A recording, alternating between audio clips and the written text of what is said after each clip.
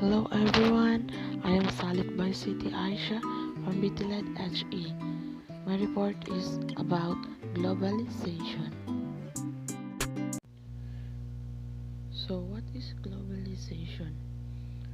Globalization is the process of interaction and integration among people, companies, and governments worldwide. Globalization has accelerated since the 18th century due to advances in transportation and communication technology. This increase in global interaction has caused a growth in international trade and the exchange of ideas and culture. Globalization is primarily an economic process of interaction and integration that is associated with social and cultural aspects. However, disputes and diplomacy are also large parts of the history of globalization and of modern globalization. Economically, globalization involves goods, services, data, technology, and the economic resources of capital.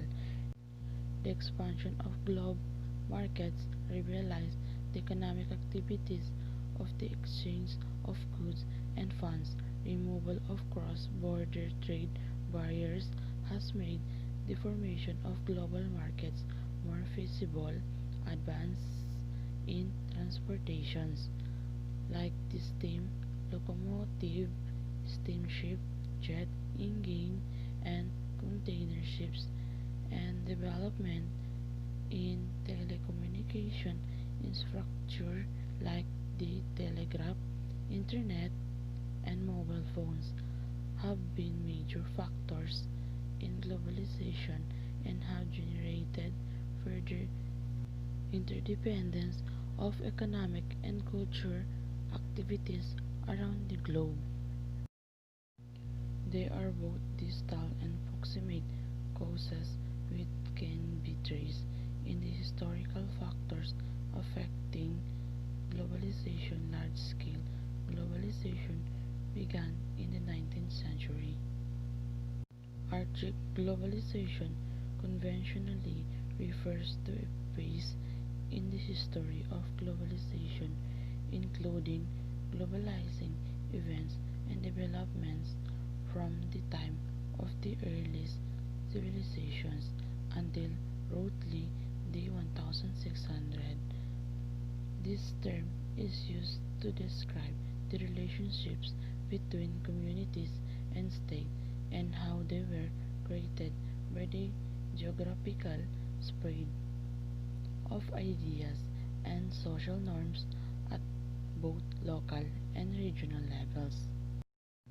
The German historical economist and sociologist Andre Gander Frank argues that a form of globalization began with the rise of trade links between Sumer and the Indus Valley civilization.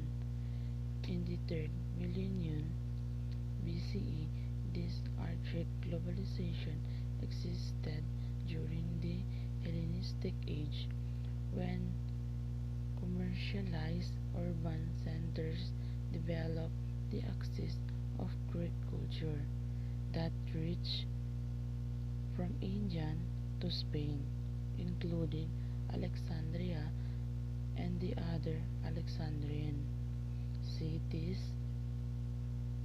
Early on, the geographic position of Greece and the necessity of importing wheat forced the Greeks to engage in maritime trade.